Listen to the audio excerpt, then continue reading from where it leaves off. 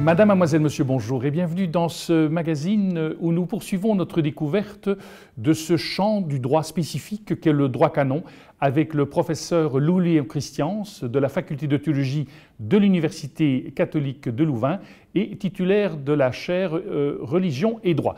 Professeur, bonjour. Bonjour. Alors, continuons un petit peu. Quand on parle du droit canon, du code de droit canon, quand on a un petit peu lu, on nous dit qu'il y a le code de 1917, il y a le code de 1983, mais tous les juristes qui ont fait du droit civil ou du droit pénal, etc., savent que les lois évoluent tout le temps.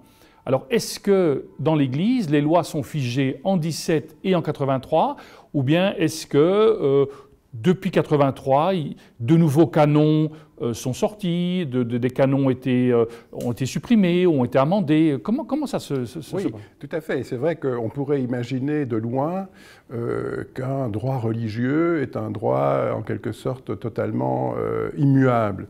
Voilà. Ce n'est pas le cas du droit canon. Le droit canon, par exemple, la différence du droit islamique, n'est pas un droit sacré.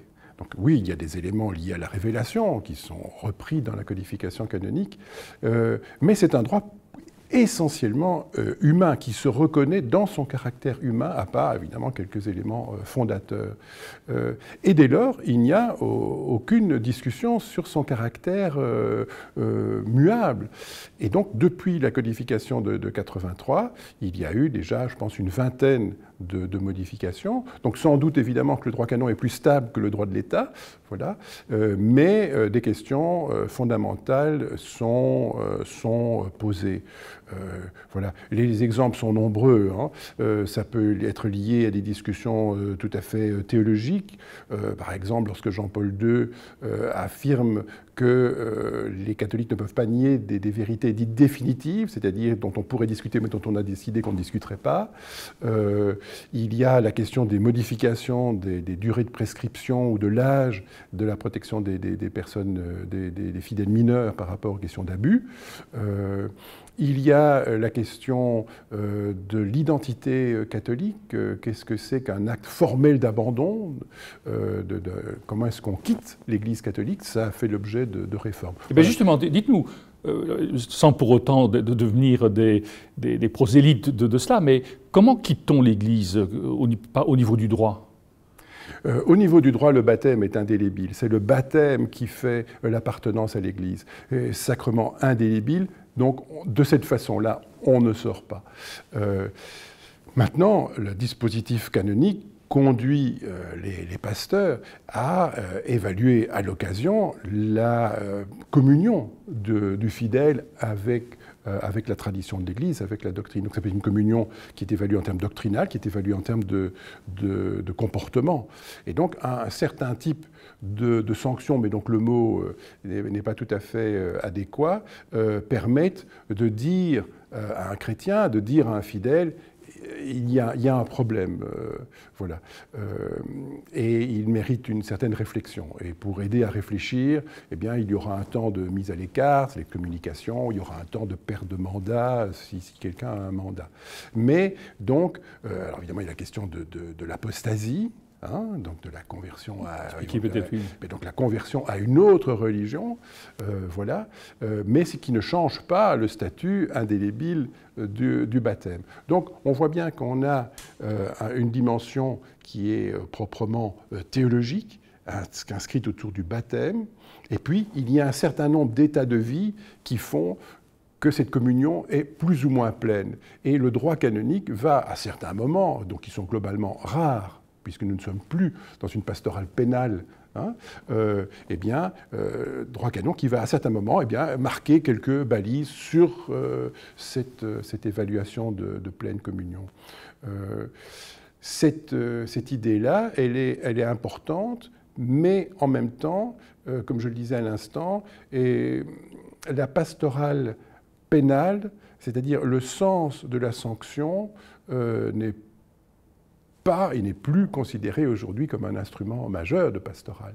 Voilà, parce que nous sommes dans un univers où ces sanctions se comprennent de moins en moins, où se fantasme de plus en plus. Par exemple, la question de l'excommunication n'est pas l'exclusion de l'Église, par exemple. Voilà. Donc par rapport à toutes ces difficultés, le droit pénal canonique a perdu en quelque sorte de son autorité, en quelque sorte. Donc certains s'en réjouissent, d'autres peuvent le regretter.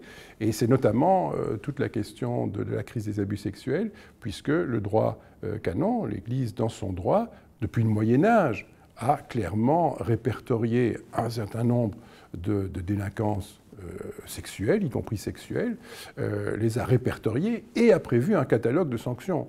Donc, du côté du droit pénal canonique, tout est prêt depuis toujours, si je puis dire, pour condamner ou rappeler à l'ordre quelqu'un qui commet des délits. Voilà. Or, à force de dire que le droit canonique n'est pas un instrument en termes pénal de pastoral, eh bien, finalement, les choses peuvent se déployer plus facilement. Vous avez travaillé comme professeur de droit canon sous déjà 3 papes. Est-ce que vous sentez l'influence de chacun des papes dans l'élaboration des normes au sein de l'Église ? Oui, bien sûr, évidemment, Jean-Paul II a eu un rôle tout à fait particulier parce que c'est lui qui fait atterrir le projet et comme en toute discipline ou en toute matière, c'est la nouveauté d'un code, donc beaucoup de gens s'y intéressent. Ce qui fait qu'au fur et à mesure du temps qui passe, bientôt 40 ans, les choses passent et donc semble pour les plus jeunes, si je puis dire, quelque chose de déjà vieux, ancien, etc. Voilà. Maintenant, je dirais que c'est une question d'image de marque. Disons que les aspects plus rigoristes de Benoît XVI font qu'on a l'impression que le droit canonique va avoir des dimensions plus rigoristes. Mais je vous dis, il n'a changé que sur certains points. Et c'est peut-être le sentiment inverse qu'on a en entendant le pape François. Mais là aussi, c'est peut-être aussi un certain type de sentiment parce que, oui, il y a des modifications, mais elles sont relativement limitées. Quand on entend justement le pape François qui parle beaucoup de miséricorde, est-ce que c'est quelque chose que l'on retrouve aussi dans les textes du droit canon, cette miséricorde ? Oui, bien sûr, bien sûr. Donc dans tout le dispositif, on évoquait évidemment le dispositif le plus dur qui porte le titre de pénal, mais même là, la question de la réconciliation, de la réparation du scandale, de la prise en compte de l'éventuelle victime, tout cela est inscrit dans le Code de 83. La nécessité pour les juges de travailler à des médiations, à de la conciliation, par exemple dans les difficultés conjugales. Voilà, tout ça est profondément inscrit. Les différents diocèses européens, dans les années 90 et puis début 2000, ont développé des dispositifs locaux de médiation pour éviter d'aller soit en difficulté bilatérale avec une autorité religieuse, soit pour directement porter la difficulté en termes de normes, de violations, etc., et d'essayer de trouver une médiation dans la difficulté. Donc l'idée, effectivement, de la miséricorde aussi est présente. Donc il y a cet aspect de réflexion, de conciliation, de médiation avant. Il y a aussi cet aspect de pardon et de miséricorde après.